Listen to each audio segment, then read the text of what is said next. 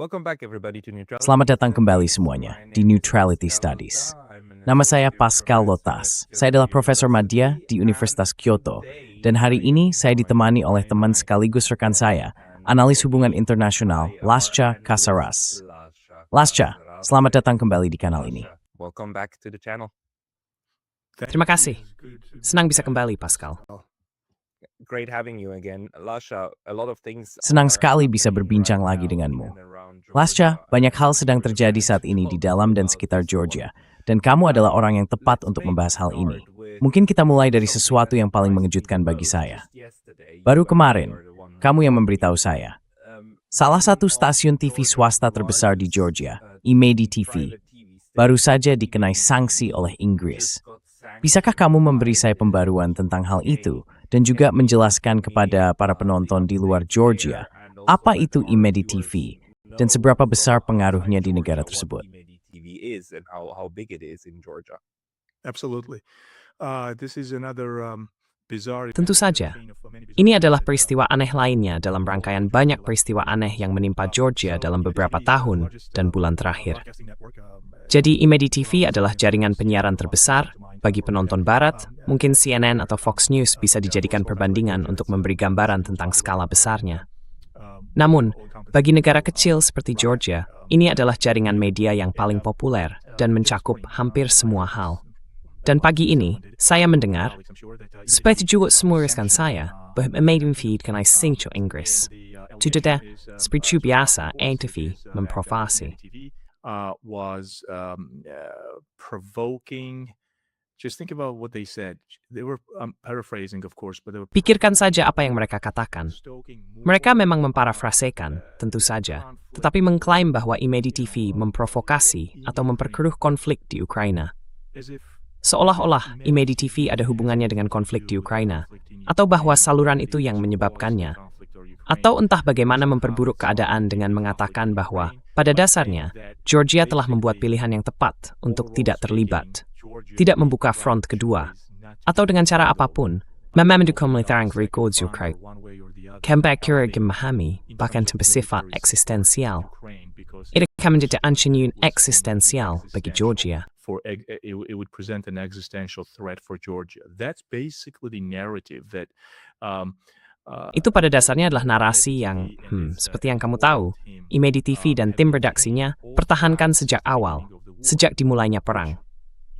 Yang mana, dalam keadaan normal, dalam kondisi psikologis kolektif yang normal dari sebuah negara, seharusnya tidak menjadi sesuatu yang mengejutkan atau begitu tidak dapat diterima, sampai-sampai kamu bisa memberikan sanksi kepada, kamu tahu, sebuah stasiun TV besar di negara berdaulat.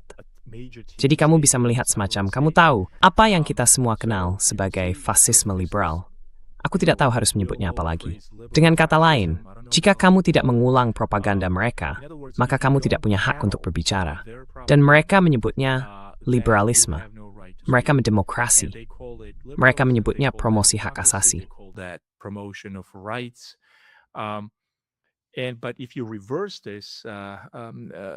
Tapi jika situasinya dibalik, jika Anda mendengarkan misalnya, stasiun televisi oposisi yang terus memuliakan beberapa mantan bintang neokon, atau tokoh terkenal, atau berinfam seperti Tory Nuland misalnya, sebagai pahlawan, penyebar demokrasi, perempuan pemberani yang membagikan roti lapis di tengah Maidan pada tahun 2015, itu diperbolehkan. Mengangkat individu-individu yang sama dan mendongkrak reputasi orang-orang yang dikenal sebagai neokon, dikenal memiliki kebencian mendalam terhadap Rusia, dan pada dasarnya dikenal sebagai salah satu penyebab atau provokator perang ini, memuliakan mereka dan membela mereka secara terbuka serta di ranah media, itu tidak masalah.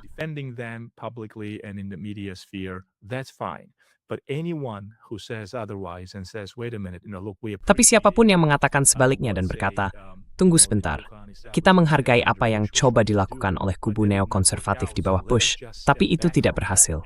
Jadi mari kita mundur sejenak dan berpikir dua kali sebelum kita ikut-ikutan mengutuk Rusia atau terus membiarkan Georgia menjadi semacam alat pemukul terhadap Rusia. Tidak, itu tidak bisa diterima. Itu dianggap sebagai propaganda yang pro-Rusia. Jadi dengan kata lain, singkatnya, saat siset orang-orang befuas, eller kikhankni motrok som naminid, detta tåg kwathinni, juristai Russia, bukamad giri. For their ideology and for their visceral hatred of Russia. Yeah, and again, like this is Ya, dan sekali lagi, ini Imeni TV memiliki posisi yang jelas, menurut pandangan saya, atau dari apa yang saya dengar dari Anda, karena saya sendiri tidak berbicara bahasa Georgia. Tapi memang, saluran itu memiliki posisi yang jelas terkait perang di Ukraina, dan politik lokal, dan sebagainya. Namun sebagian besar stasiun TV juga demikian, dan sebagian besar surat kabar juga. Maksud saya, kita tahu apa yang bisa diharapkan dari artikel di The New York Times, dan kita tahu apa yang bisa diharapkan dari artikel di media lain, bukan? Memiliki kecenderungan politik itu hal yang normal. Jadi tuduhan bahwa sesuatu adalah propaganda sebenarnya lebih merupakan pengakuan bahwa satu cara memandang hubungan internasional atau politik adalah sesuatu yang Anda setujui, dan cara lainnya adalah sesuatu yang tidak Anda setujui. Something that you approve of, and the other form is something that you don't. But the fact that we are now in a world where the West. Namun, fakta bahwa kita sekarang hidup di dunia di mana Barat yang bebas dan liberal, mulai memberikan sanksi terhadap media berita di sana-sini, sebenarnya merupakan pengakuan bahwa ada sesuatu yang sangat salah. Jack Bode, rekan senegaraku yang kini dikenai sanksi di Uni Eropa, terus menekankan bahwa selama Perang Dingin, di Barat, di Eropa, orang bisa membeli Pravda. Ibuku yang dulu bekerja di kios stasiun di beberapa kota di Swiss berkata, oh ya, kami menjual Pravda pada tahun 70-an dan 80-an. Kami memang menjualnya. Itu cukup populer. Dan tidak ada yang terpikir untuk memberikan sanksi kepada Pravda karena menyebarkan propaganda Soviet, yang memang benar. Tetapi itu tidak menjadi masalah. Sekarang tiba-tiba hal itu menjadi penting. Apa kamu punya pandangan tentang hal ini? Dan bisakah kamu mungkin menjelaskan sedikit tentang bagaimana posisi politik Imeni TV? In terms of their political positioning. Absolutely, sure. So I'm going to build off on what you just said. So basically, Itu saja. Jadi, saya akan melanjutkan dari apa yang baru saja Anda katakan. Pada dasarnya, Imedi TV tidak lebih propagandistik daripada apa yang kita lihat di sini di, misalnya, Fox News, CNN, atau MSNBC. Anda tahu, berbohong secara terang-terangan, menciptakan kebenaran palsu. Saya rasa tidak ada mahasiswa baru jurusan jurnalisme yang akan menyetujui hal itu, bukan? Tapi itu bukan yang sedang kita bicarakan. Yang kita bicarakan adalah adanya arah tertentu, narasi tertentu dalam filosofi editorial dan penyiaran Imedi TV yang mendukung posisi tertentu. Jika ada stasiun televisi lain yang menentang posisi itu, silakan saja, sampaikan bukan begitu.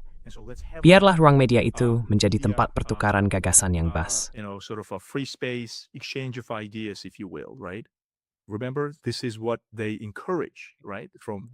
Ingat, inilah yang mereka dorong, bukan? Dari Uni Eropa dan dari Washington, mendorong perbedaan pendapat dan berpikir kritis. Nah, apa yang dilakukan Imedi TV pada dasarnya adalah berargumen bahwa kepatuhan buta terhadap propaganda Barat, dan pertama-tama, mereka mendefinisikannya sebagai propaganda, yang ternyata memang demikian, seperti yang kita semua tahu di dunia Barat kolektif, akan membawa lebih banyak kerugian daripada manfaat bagi Georgia. Dan kamu tahu, Imedi TV, meskipun mungkin ada beberapa jurnalis yang buruk, beberapa oknum, seperti di organisasi manapun, kamu mungkin tidak tahu siapa mereka. Tetapi secara keseluruhan, Imedi TV telah melakukan pekerjaan yang cukup baik dalam menggambarkan spektrum dan bahaya yang dihadapi politik Georgia, baik dari dalam maupun dari luar.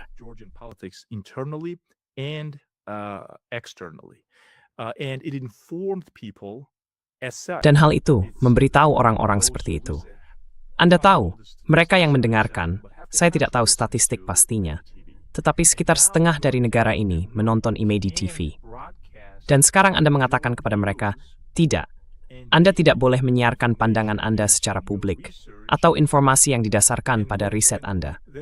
Maka pertanyaan sederhananya menjadi, apa yang harus kita katakan kepada masyarakat Georgia, segmen masyarakat yang mendengarkan kita? Ya, kami tidak peduli. Jadi bayangkan saja, ini bukan hanya tentang Imedi TV sebagai sebuah korporasi atau entitas bisnis, atau bahkan sebagai organisasi propaganda yang disebut-sebut. Tetapi yang paling penting, apa yang Anda katakan kepada rakyat. Pada dasarnya, Anda memiliki kekuatan asing yang melarang salah satu stasiun televisi terbesar untuk memberi informasi kepada penduduknya sendiri. Itulah intinya.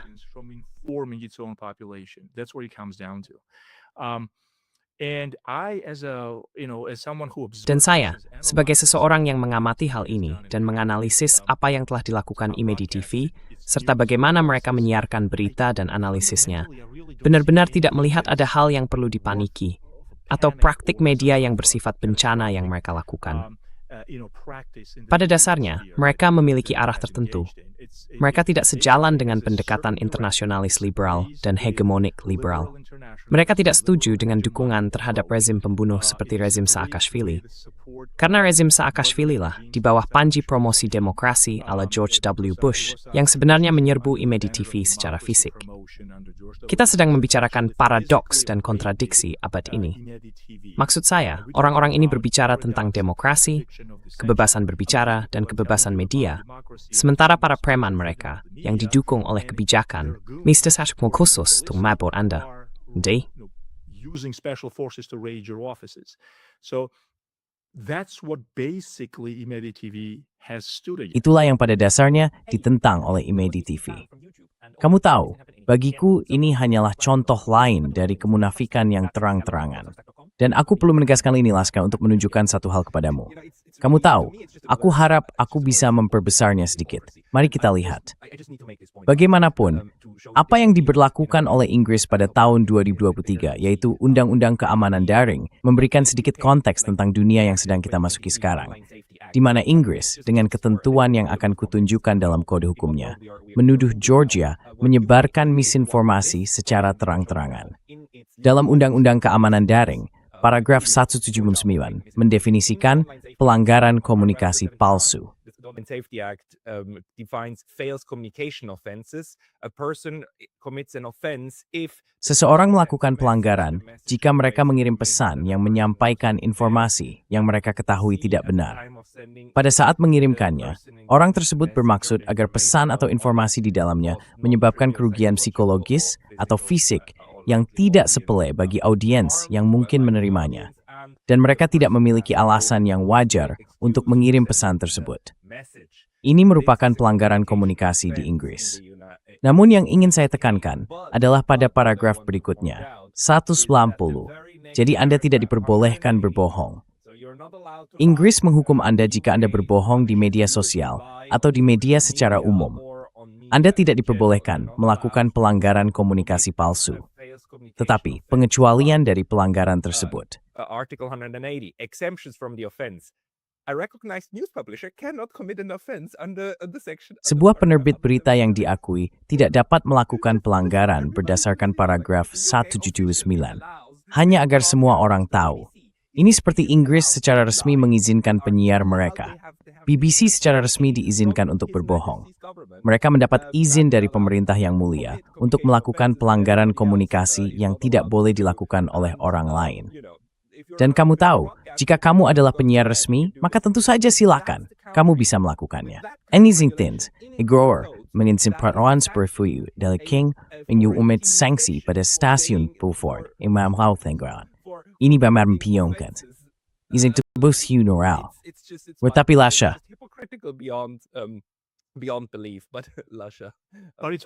Tapi ini juga sangat bersifat Orwellian. Apakah kamu memperhatikan bagaimana bahasanya begitu Orwellian? Cara mereka menulis, cara mereka menentukan siapa yang boleh berbicara dan siapa yang tidak boleh berbicara. Aku senang kamu menemukan dokumen ini. Ini bagus. Ya,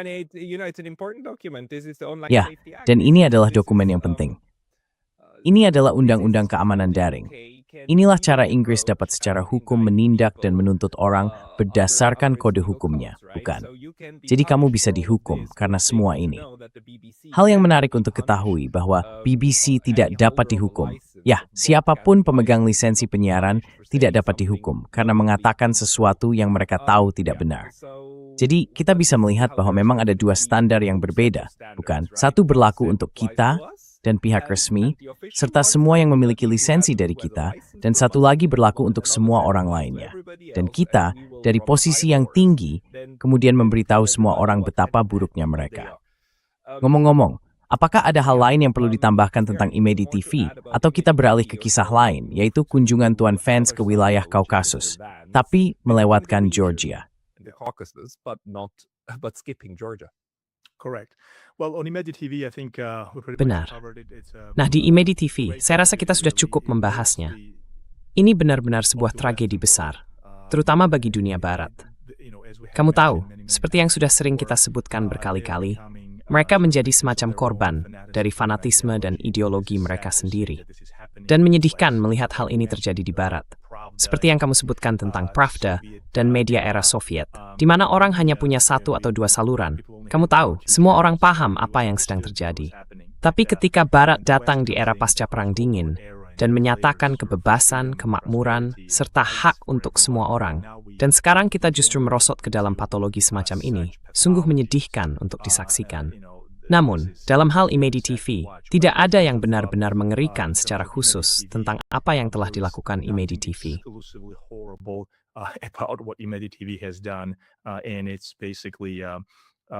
Dan pada dasarnya, kamu tahu, saya pernah berbisnis di sana. Pertama-tama, saya harus mengatakan ini sebagai semacam peringatan supaya orang lain tidak menuduh saya munafik. Tapi kamu tahu, kami biasa membicarakan setiap jenis masalah dalam kebijakan luar negeri dan dalam perubahan urusan dunia yang terus-menerus kita bahas bersama rekan-rekan kita. Lalu kami menyiarkan pembicaraan itu untuk penonton di Georgia. Dan tidak ada yang salah dengan itu.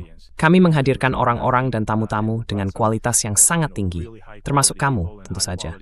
Ketika kami baru memulai, saya pikir secara keseluruhan, para tamu luar biasa itu, dan orang-orang yang dengan ramah bersedia tampil di Imedi, memberikan pendapat yang sangat objektif, berdasarkan riset yang baik dan bersifat akademis, serta reputasi mereka tidak tergoyahkan. Jadi, sejauh yang saya tahu, itulah yang telah dilakukan Imedi.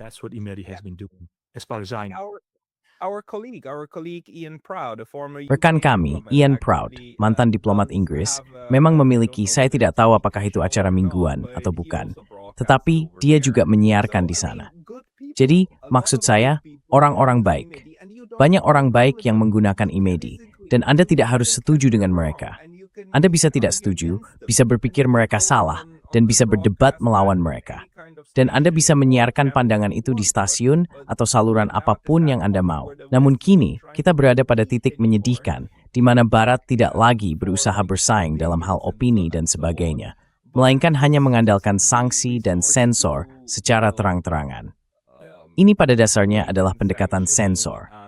Meskipun dalam kasus ini, karena tidak bisa menyensor langsung di Georgia, mereka melakukan hal terbaik berikutnya, berusaha merugikan lembaga-lembaga tersebut secara ekonomi sebanyak mungkin.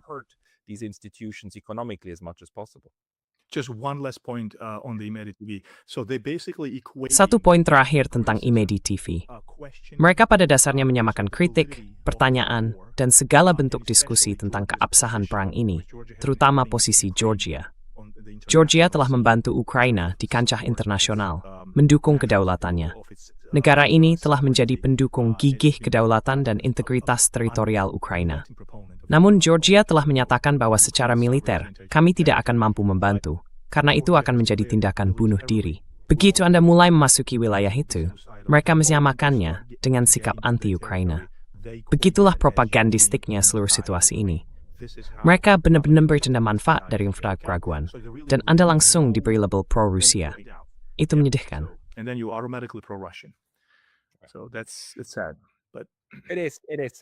Ini dadakan, instable, hikatinya. Anong kichporig Vance. Ari, kawipern Georgia, kung memang small ang kthwag Georgia. Ikalan, bakit ang this Were you pleased? Well, Ya, ketika berita itu pertama kali tersebar, hal itu menimbulkan gelombang kejut. Gelombang kejut politik, bisa dibilang begitu. Saya tidak berpikir itu akan menjadi semacam penolakan besar terhadap Georgia setelah 30 tahun kemitraan Georgia. Bukan begitu? Tidak sampai sejauh itu. Anda tahu, politik itu sangat sensitif. Dan ketika Wakil Presiden Amerika Serikat melewatkan kunjungan ke Georgia, salah satu negara utama di Kaukasus Selatan, dan malah pergi ke, katakanlah, Azerbaijan, Bukan berarti Azerbaijan atau Armenia kurang penting. Tapi maksud saya, secara tradisional, kita masih ingat masa ketika George W. Bush datang ke Tbilisi pada tahun 2005. Itu adalah kunjungan bersejarah yang pada akhirnya mengganggu tatanan alami, hingga pada titik di mana tahun 2008 terjadi 3 tahun kemudian. In 2008 followed, right? 3 years later. So, right. So, but nevertheless. Namun demikian, Georgia pernah menjadi mercusuar kebebasan, untuk mengutip kata-kata George W. Bush di kawasan tersebut. Sejak saat itu, tentu saja, tokoh-tokoh oposisi, kaum radikal, dan pihak pro-Barat bisa dibilang menuduh Georgia telah berpaling dari Barat kolektif. Namun jelas, hal ini sama sekali tidak ada hubungannya dengan itu. Georgia telah menyadari bahwa ini pada dasarnya adalah era di mana mitos-mitos runtuh dan hancur. Seluruh propaganda neoliberal dan neokonservatif itu sedang berantakan, dan mereka harus benar-benar menyelamatkan diri serta bertindak lebih pragmatis terhadap Rusia. Baiklah, jadi itulah versi singkatnya. Namun dalam konteks kunjungan Vance ke Kaukasus Selatan, inilah ironi yang muncul. Georgia memiliki posisi strategis yang sangat baik. Georgia is very well positioned strategically. Georgia telah menunjukkan di balik layar kesabaran strategis dan, hingga batas tertentu, saya bahkan akan mengatakan, kepercayaan diri. Meskipun secara politik pengabaian terhadap Georgia ini tampak tidak baik, fakta itu tidak bisa benar-benar disembunyikan. Saya pikir dalam jangka panjang, Georgia kini sedang memetik hasilnya, dalam arti tertentu, karena dengan posisi geopolitiknya, Georgia tidak tergantikan. Anda tidak bisa menyingkirkan Georgia. Ini adalah negara yang tak tergantikan di tengah Kaukasus Selatan. Negara ini berbasan dengan Laut Hitam. Itulah jalur keluar dari pesisir Laut Hitam menuju Eropa.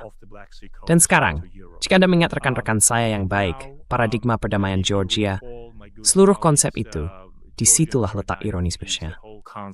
That's the sort of irony of this. Vance's trip, in my view, menurut pandangan saya, kunjungan Vance telah menghidupkan kembali teori dan konsep yang telah dibahas di Tbilisi bersama rekan-rekan saya. Amerika Serikat akhirnya mulai memandang Kaukasus Selatan sebagai proyek geoekonomi. Mungkin tidak menyingkirkan geopolitik ke pinggiran, karena geopolitik akan selalu ada. Tetapi melihat kawasan ini secara lebih transaksional, tentu tanpa kesombongan liberal internasionalis, bukan? Seluruh ideologi itu sudah hilang. Dan kini seluruh fokus strategis tertuju pada proyek-proyek geoekonomi. Bisa dibilang ini semacam kuda Troya, cara lain untuk menyeimbangkan kekuatan terhadap Rusia, jika tidak lebih buruk lagi. Ini juga tentang mengisolasi Iran karena koridor Zangezur itu.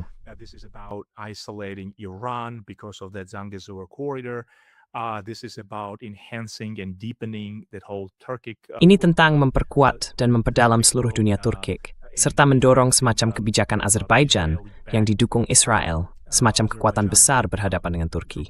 Tapi, menurut saya, itu agak berlebihan. Ya, ada bahaya ke arah itu. Tetapi saya selalu menentang argumen tersebut dengan mengatakan bahwa Rusia berada di tengah-tengah semua ini. Dalam pemahaman tradisionalnya tentang kawasan tersebut, Rusia tidak akan pernah melepaskan kepentingan keamanan nasionalnya yang vital.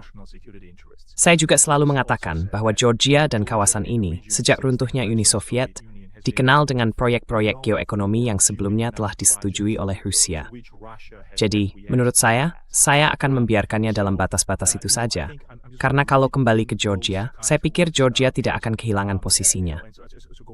Jauh dari itu, meskipun perjalanannya, proyek Trump, where ditugaskan Vance in this Baku, Yerevan, ini Anda ditunjukkan oleh Amich. He sent Vance to Baku and Yerevan. So we have the Caspian Sea, the mosaic. Jadi kita memiliki Laut Kaspia. Mosaiknya sebenarnya tidak banyak berubah. Koridor tengah multimoda adalah salah satu jalur transit utama di mana Georgia memainkan peran besar. Ini adalah tambahan lainnya. Jadi Azerbaijan, Kazakhstan, Uzbekistan, semuanya turun melalui Laut Kaspia dan kemudian lewat Georgia menuju Laut Hitam dan Turki, bukan? Jadi Georgia tidak kehilangan posisi geopolitik atau kepentingan geoekonominya. Satu-satunya hal yang, menurut saya, perlu dikhawatirkan oleh Georgia adalah soal ekonomi itu sendiri.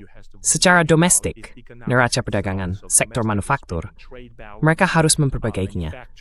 Jika lain, basis manufakturnya sendiri. own economic manufacturing base. But in terms of the idea that Georgia will be sort of Namun, mengenai gagasan bahwa Georgia akan semacam dikeluarkan atau dipisahkan dari wilayah historisnya karena perjalanan tersebut, atau karena koridor Zangezur, justru sebaliknya. Menurut saya, ini adalah proyek yang saling melengkapi. Dan Aliyev, Presiden Azerbaijan, baru-baru ini, sekitar seminggu yang lalu, dalam sebuah konferensi keamanan, secara terbuka menyatakan bahwa Georgia tidak hanya melengkapi proyek ini, tetapi ia juga berterima kasih kepada para pejabat Tbilisi karena telah bekerja sama dengan Baku ketika Baku mengirimkan muatan pertama komoditas dan produk energinya melalui Armenia. Jadi pada dasarnya, ia secara terbuka mendukung peran Georgia di kawasan tersebut. He was outright, blatantly supportive of Georgia's role in the region. So you see the basic infrastructure, Jadi seperti yang Anda lihat, dalam hal infrastruktur geoekonomi dasar, Georgia menempati peran sentral sebagai negara transit. Dan masih banyak ruang untuk mengembangkannya, terutama tentu saja koridor tengah, yang juga disebut koridor Trans-Caspia. Jadi saya pikir Georgia berada dalam posisi yang baik dalam hal strategi dan penempatan jangka panjang di kawasan tersebut. Namun, satu hal yang mungkin menjadi perhatian adalah bagaimana Georgia menangani perubahan lingkungan hubungannya dengan Amerika Serikat dan Eropa. Menurut saya, Georgia hanya perlu memperdalam hubungan diplomatiknya dengan Washington. Mungkin saya salah, tapi Georgia hanya perlu lebih aktif dan lebih hadir. More active and more present. That's the area where Georgia could use. Itulah bidang di mana, menurut saya, Georgia bisa menggunakan sedikit bantuan. Namun selain itu, saya pikir Tbilisi telah menunjukkan kesabaran yang luar biasa, kesabaran strategis. Dan saya cukup yakin bahwa pada akhirnya mereka akan memperbaiki hubungan mereka dengan Washington, dan keadaan akan kembali normal. Tidak ada alasan mendasar mengapa Washington seolah-olah mengabaikan Georgia. Georgia sudah siap dalam hal isu sosial budaya, geopolitik, dan ekonomi, serta mempertahankan komitmen terhadap nilai-nilai barat dan kemitraannya demi di stat. Of course, its partnership with the United States. Ya, dan hal lucunya adalah bahwa ada semua tuduhan terhadap Georgia yang dianggap tidak sejalan dengan Barat. Padahal sebenarnya, negara itu telah melakukan segala upaya untuk berintegrasi. Mereka tentu saja masih ingin bergabung dengan Uni Eropa. Tapi saya ingin menunjukkan gambar kecil ini agar semua orang memahami apa sebenarnya proyek geoekonomi baru yang secara resmi diluncurkan oleh Amerika Serikat. Perjalanan rute Trump untuk perdamaian dan kemakmuran. Saya tidak tahu kenapa dia selalu harus menempelkan namanya pada setiap proyek yang dia kerjakan. Tapi baiklah, itu hanya soal narsisisme. Yang sedang kita bicarakan di sini adalah jalur perdagangan dari Laut Kaspia dari Azerbaijan, lalu masuk ke Armenia. Potongan kecil di sini adalah enklave Azerbaijan, kan? Jadi ini menghubungkan Azerbaijan dengan Azerbaijan. Tapi di tengahnya ada Armenia. Dan seluruh proyek ini, untuk saat ini, belum benar-benar selesai. Mari kita lihat apakah saya bisa memperbesarnya sedikit. Dad, sini, mari kita ini. Dad. Maaf, begini maksudnya. Potongan kecil di sini adalah wilayah Armenia. Dan berdasarkan proyek yang sedang berjalan, yang belum menjadi undang-undang di Armenia, belum diratifikasi. Ini baru, sejauh ini, berupa surat pernyataan niat. Gagasannya adalah untuk memberikan potongan kecil ini sekitar 50 km atau lebih. Jika saya ingat dengan benar. 44 km, kalau tidak salah. 44 km tepat di perbatasan dengan Iran akan disewakan kepada Amerika Serikat selama 99 tahun. Dan pada dasarnya akan menjadi jalur yang dikendalikan oleh kontraktor militer AS, terletak persis di perbatasan dengan Iran. Dari sana, jalur itu akan mengarah ke enklave, lalu lebih jauh ke Turki, dan dari situ bisa menuju ke Eropa atau Mediterania. Itulah gagasan tentang koneksi besar dari Laut Kaspia ke seluruh Eropa.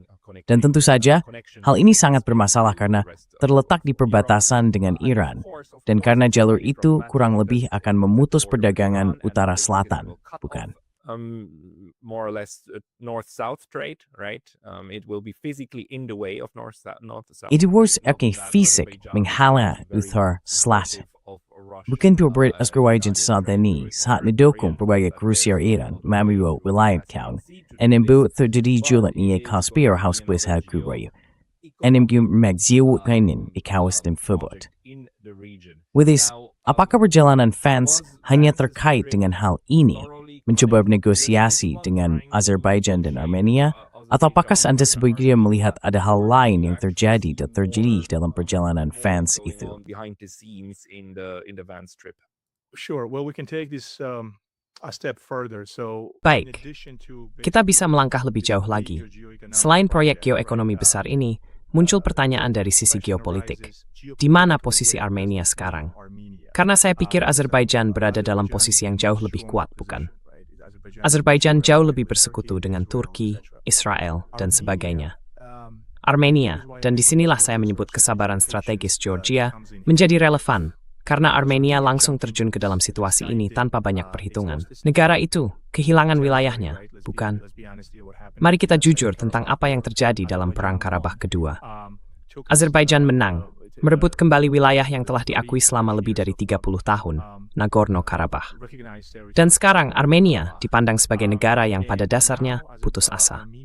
Risiko strategis dan politik yang dihadapi Armenia, menurut saya, jauh lebih besar dibandingkan dengan Georgia dalam kondisi saat ini maupun Azerbaijan. Georgia in its current state or Azerbaijan. Azerbaijan has fully restored its sovereignty. Azerbaijan telah sepenuhnya memulihkan kedaulatannya dan pada dasarnya mendapat dukungan dari dunia barat. Namun situasi Armenia, terutama karena, pada dasarnya tidak ada jaminan keamanan yang datang dari barat, sangat berbeda. Ada janji bahwa Amerika Serikat mungkin akan membangun kembali atau memulihkan infrastruktur program nuklir Soviet lamanya untuk penggunaan sipil, bukan? Rusia tidak banyak berkomentar tentang hal itu, karena masih mengoperasikan pembangkit nuklir sipil era Soviet. Dan salah satu rencana perjalanan tersebut adalah membangun kembali infrastruktur energi Armenia dengan menggunakan dana barat, terutama dari Amerika. Energy infrastructure. And to what extent they will actually do that is also Dan sejauh mana mereka benar-benar akan melakukannya juga masih menjadi tanda tanya. Rusia mengamati hal ini dengan sangat cermat.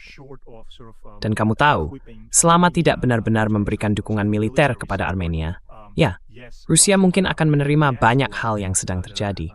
Tapi satu-satunya alasan Rusia melakukan itu, menurut saya, adalah karena Rusia tahu bahwa Armenia tidak punya tempat lain untuk berpaling. Kecuali mungkin berharap Amerika Serikat akan membangun kembali infrastruktur ekonominya misalnya. Strategi jangka panjang Armenia belum ditentukan. Mereka melakukan apa yang mereka lakukan hanya untuk bertahan hidup pada dasarnya. Tetapi mereka tidak benar-benar bisa lepas dari kendali dan pengaruh Rusia. Mastep tenstru bervikendgoan widziponget withrenkund lebmiuin kehometan kulmi jangka Armenia. For Armenia's sort of economic long-term development. So then the question is, jadi pertanyaannya adalah, apakah kawasan ini akan kembali menjadi seperti yang telah kita bicarakan? Sebuah ruang geopolitik di mana geoeconomics akan mendominasi dan kepentingan keamanan nasional akan diimbangi oleh investasi besar, misalnya dari Amerika, bukan? Dan selama garis merah itu tidak dilanggar, apakah kawasan ini akan membentuk ulang dirinya menjadi ruang geopolitik di mana semua kekuatan besar dan menengah dapat bergaul kurang lebih berdasarkan kepentingan dan transaksi komersial? Itulah pada dasarnya yang banyak dikatakan orang di Georgia. Buka kawasan ini, fokus pada menarik kekuatan-kekuatan besar tersebut, dan biarkan kepentingan strategis mereka berubah menjadi kepentingan geoeconomics, yang akan secara drastis mengurangi kemungkinan pecahnya perang nyata setiap 5 atau 10 tahun sekali.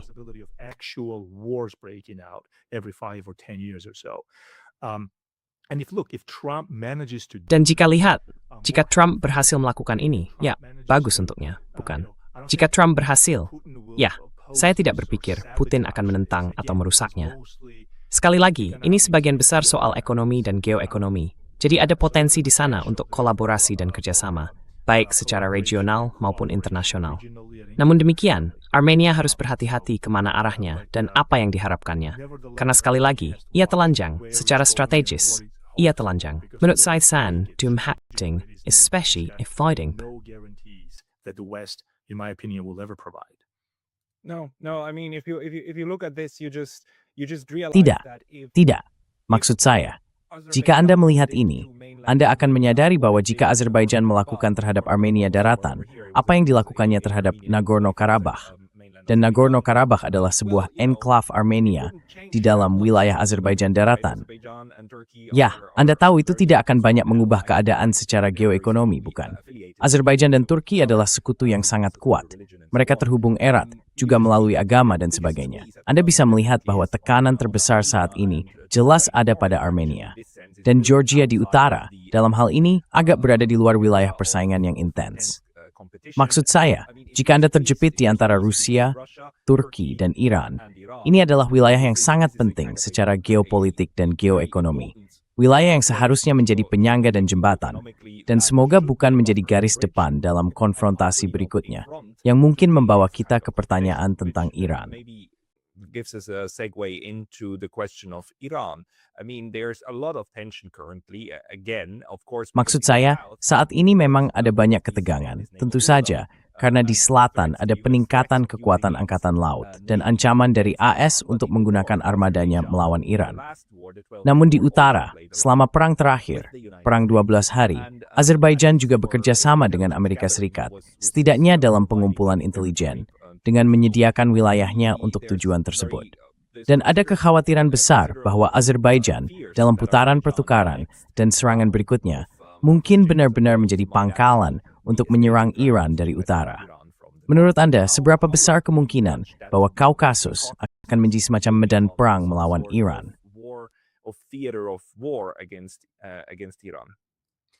The Caucasus will be sort of the outer limit. Kaukasus akan menjadi semacam batas terluar.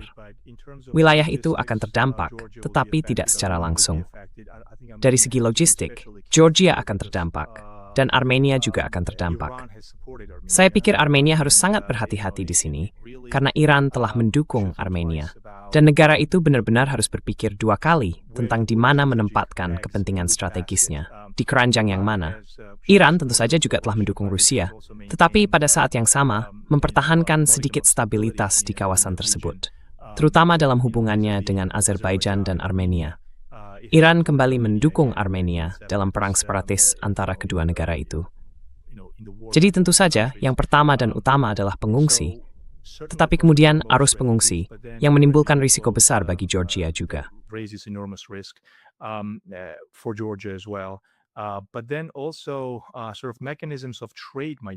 Namun kemudian, mekanisme perdagangan juga bisa terganggu. Kamu tahu, menurut saya dalam perjalanan itu, jika Rusia menjadi sangat proaktif, ya, Rusia akan menjadi sangat proaktif. Dan perjalanan itu mungkin akan, jika koridor Zangezur menjadi satu-satunya koridor yang dilindungi di bawah naungan Amerika Serikat, maka kebijakan Washington terhadap koridor Zangezur dan seluruh perjalanan itu akan meningkat untuk menyeimbangkan terhadap koridor utara-selatan atau timur-barat manapun yang mungkin bersaing dengannya, terutama jika kita bisa mengisolasi Iran. Nah, Rusia jelas tidak akan menyukainya sama sekali. Jadi, di mana Armenia akhirnya terjebak dalam persamaan ini adalah pertanyaan lain. Saya pada gangguan transit sebagai proyek konektivitas geonomi, proyek fisik. May ada gangguan. Physical projects, there might be a disruption, and then also geopolitically. Dan kemudian juga, secara geopolitik, negara-negara kecil ini pada dasarnya akan menghadapi sebuah pilihan. Salah satu alasan mengapa Georgia, menurut saya, kurang dihargai atau agak luput dari perhatian adalah karena negara itu sebenarnya tidak ingin terlihat berpihak pada salah satu dari negara-negara regional tersebut, sambil tetap menjaga hubungan dengan semuanya secara seimbang.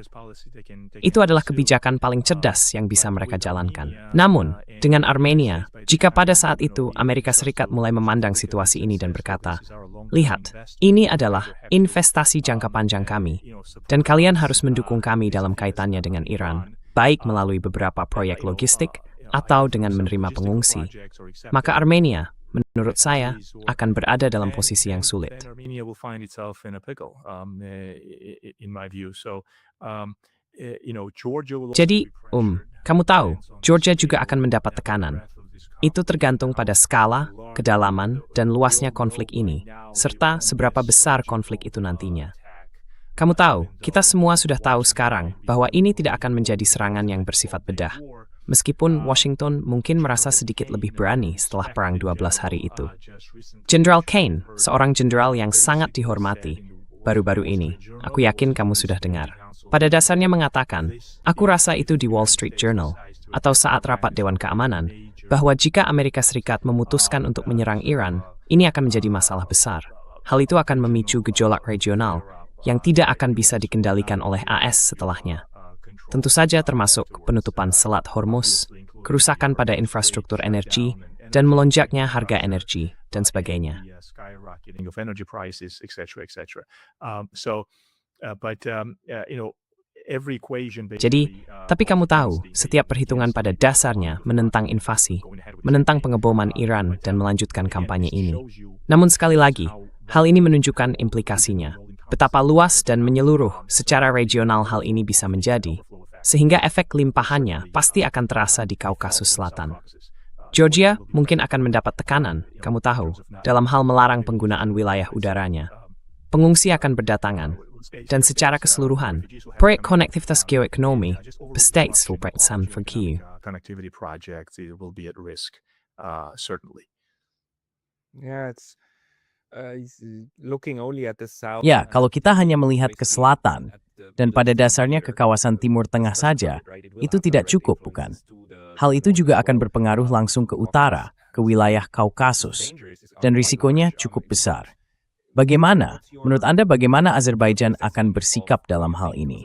Tuan Aliyev yang selama ini sangat pro-Amerika Serikat tetapi juga yang mengejutkan, sangat pro-Israel dalam retorikanya, yang bagi sebuah negara Muslim Turki cukup mengejutkan bagi saya. Muslim nation is quite surprising to me, but the Azerbaijan is playing a very, in my view. Namun menurut saya, Azerbaijan sedang memainkan permainan yang sangat berbahaya, termasuk dengan retorika anti-Rusia yang sangat kuat, seperti kemarahan atas penangkapan beberapa geng kriminal Azerbaijan di Rusia tahun lalu. Ada juga insiden pesawat yang telah Rusia mintai maaf, tetapi digunakan cukup banyak untuk tujuan hubungan masyarakat di Azerbaijan. Apa penilaian Anda tentang hal ini? Dan mengapa Tuan Aliyev memainkan permainan yang begitu berbahaya bagi sebuah negara yang bisa terlibat langsung dalam urusan militer yang sangat-sangat berisiko? Very, very dangerous military affairs. I personally would analyze Mr. Aliyev's Saya pribadi akan menilai kepemimpinan terbaru Tuan Aliyev sebagai seseorang yang sedikit terbawa oleh kesuksesannya. Ia telah menjalankan kebijakan luar negeri regional yang brilian, tetapi kemudian muncul pertanyaan, kapan harus melambat? Saya yakin ia memahami faktor Rusia, bahwa ada batas untuk kesombongan semacam ini. Ada juga pembicaraan bahwa mereka mungkin sedang mempertimbangkan balkanisasi Iran. Ada minoritas besar warga Iran, keturunan Azerbaijan, yang tinggal di sana.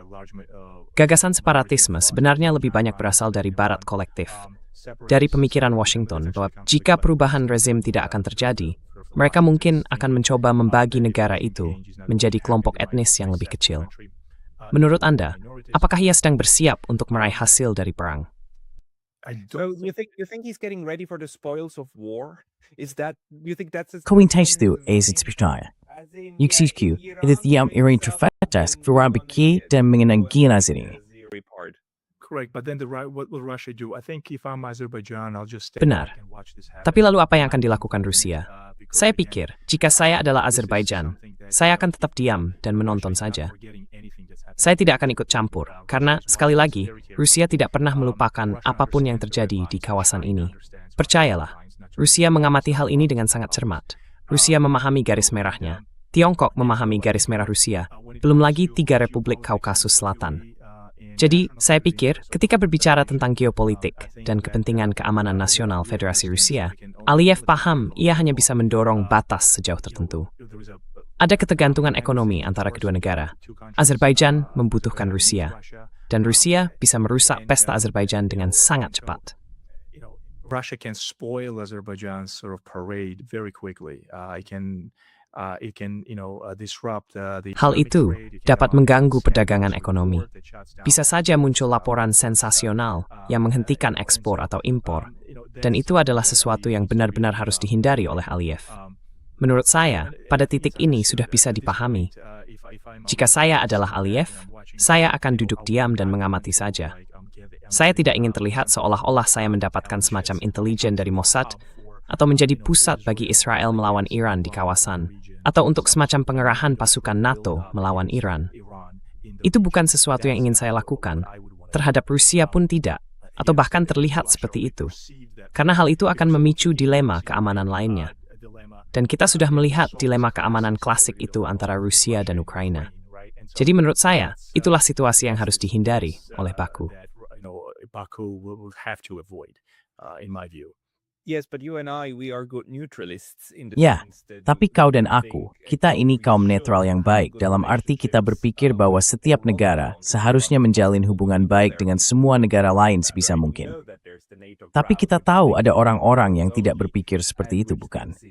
Kita tahu ada kelompok NATO yang hanya berpikir dalam kerangka pencegahan, seperti yang sering dikatakan Jeffrey Sachs di papan catur, di mana bidaku, dan mereka pasti ingin memasukkan bidak di Kaukasus Selatan ke dalam wilayah pengaruh mereka, bukan? Jadi, tapi kau tidak berpikir Tuan Aliyev cukup gila untuk benar-benar melakukan itu, untuk pada dasarnya membuka diri menjadi pusat NATO. To become a NATO hub. Tidak, jika dia melakukannya, itu akan menjadi kesalahan besar di pihaknya, dan saya pikir dia terlalu cerdas untuk melakukan itu. Dalam pandangan strategis jangka panjang, dia memahami bahwa Rusia tidak akan mentolerir hal tersebut. Kremlin telah menyebutkannya di banyak kesempatan. Jadi pertanyaan yang harus kita ajukan pada diri kita sendiri adalah, setelah perang ini berakhir, invasi Rusia ke Ukraina, dan banyak pakar, seperti yang kita semua tahu, mengatakan bahwa perang ini akan berakhir melalui solusi militer, bukan diplomatik, setelah semuanya selesai. Betapapun buruknya kemenangan itu bagi Rusia, apa yang akan terjadi kemudian? Rusia akan kembali dan meninjau ulang wilayah belakangnya.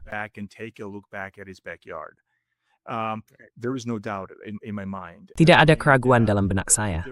Dan juga tidak diragukan lagi bahwa Rusia adalah negara militer yang jauh lebih kuat daripada Azerbaijan. Tidak ada satupun negara di kawasan itu yang akan datang membantu Azerbaijan. Semoga tidak terjadi jika Rusia memutuskan untuk memulai semacam konflik militer di sana. Amerika Serikat tidak akan datang, karena itu bukan wilayah NATO. Itu adalah wilayah Laut Kaspia, Kaukasus Selatan. Dengan kata lain, every sama tid gudumran untuk mesakkan tiga republik ini, dan terutama dalam hal ini, Georgia, masih tak menyokong efektif.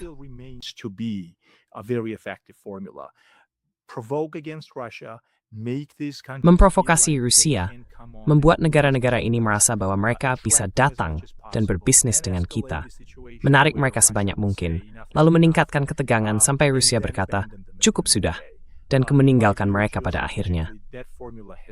Menurut pandangan saya geostrategis, rumus itu tidak berubah.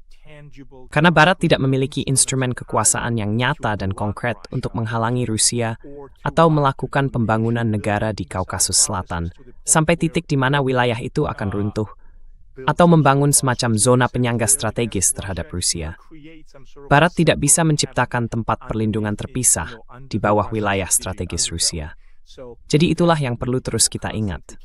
Ya, itu adalah kemenangan yang cemerlang di pihak Aliyev. Ia harusnya rasa hormat, reput Rovish, dan kekuasaan semputa, dan sebenarnya visi strategis itu. Itu mari itu dipahami di Moskow, dan juga di Baku. And one thing to keep in mind is that Azerbaijan. Satu hal yang perlu diingat adalah bahwa Azerbaijan cukup, ya, pemerintahan Tuan Aliyev bukanlah yang paling demokratis di dunia, katakan saja begitu. Tetapi, sistem politik Azerbaijan mungkin tidak sekuat itu, dikuasai oleh LSM Barat seperti negara lain. Selain itu, Georgia sebenarnya berhasil memiliki undang-undang yang menjamin transparansi tertentu.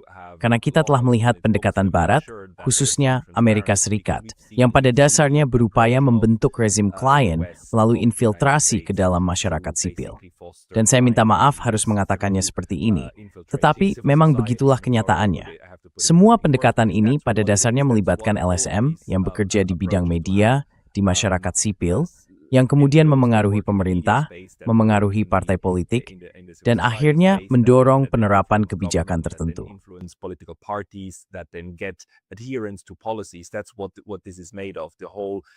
Itulah yang menjadi dasar dari semua ini, seluruh National Endowment for Democracy, jenis organisasi yang disponsori seperti itu.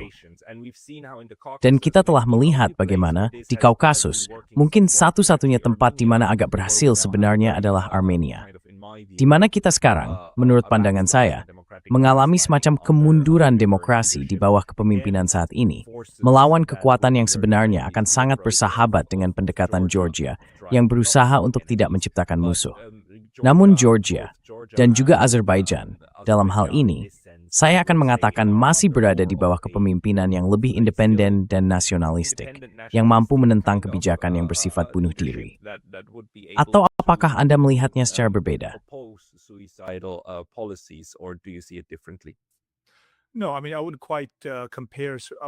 Tidak, maksud saya tidak akan benar-benar membandingkan. Ya, saya ingin membandingkan semacam pemerintahan Georgia dengan pemerintahan Aliyev. Anda tahu, model pemerintahan internal Azerbaijan berbeda, dan itu urusan mereka. Tapi dalam hal Georgia mengadakan pemilu. Hanya saja, dari semua orang di dunia, justru mitra-mitra barat kita yang tidak mau mengakui pemilu tersebut. Jadi Anda bisa melihat betapa gila-gilanya dunia tempat kita hidup sekarang. Namun secara umum, lingkungan politik dan domestik internal Georgia cukup dinamis. Jika ada oposisi yang sehat, dan omong-omong, pihak oposisi juga pernah mengakui hal ini sebelumnya. Mereka hanya belum mampu membentuk koalisi demokratis yang kohesif, selain dari keinginan untuk menggulingkan segala sesuatu yang tidak mereka sukai. Tapi bahkan begitu, Anda menyebut LSM. Nah, kita tahu bahwa isu LSM telah menjadi hal yang terus-menerus di Georgia selama katakanlah Litzman-Mensid test.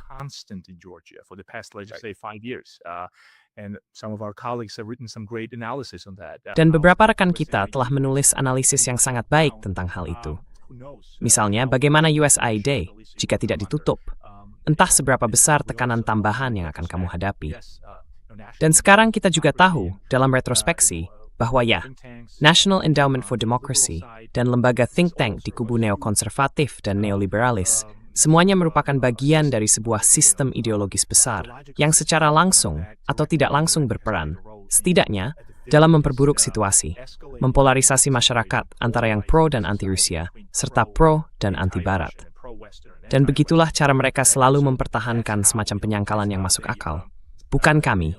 Kami hanya mempromosikan demokrasi. Kami hanya menjelaskan apa itu supremasi hukum dan apa arti institusionalisme liberal.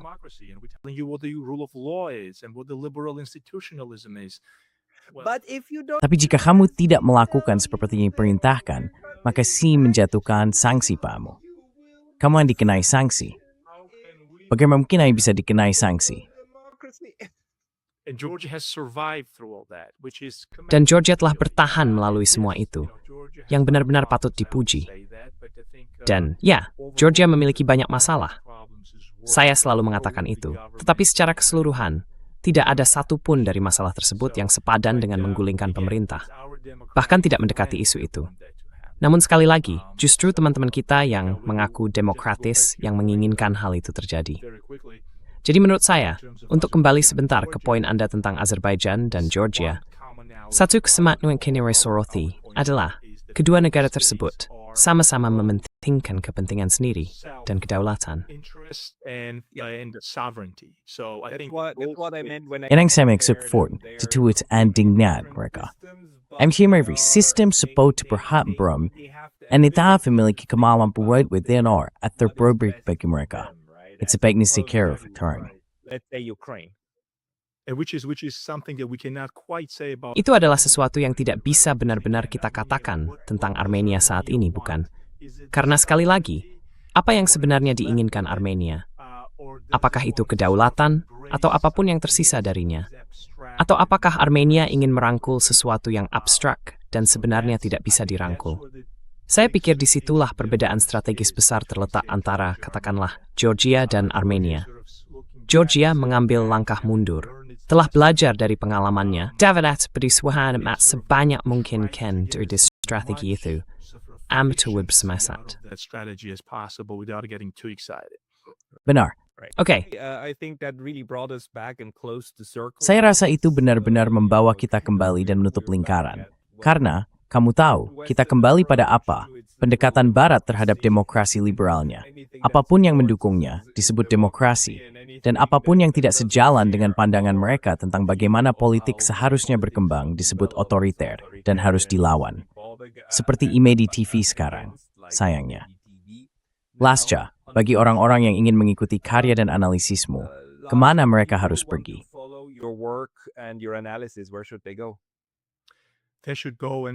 mereka sebaiknya mengunjungi situs studi netralitas. Mereka juga bisa membaca artikel saya di Akura dan di The National Interest. Baiklah, Etsuin Dua mesemutkan semua sumber ini deskrimere ini. Pascal Lotas, terima kasih banyak atas hari ini. For your time today. It's Marcus back, Pascal.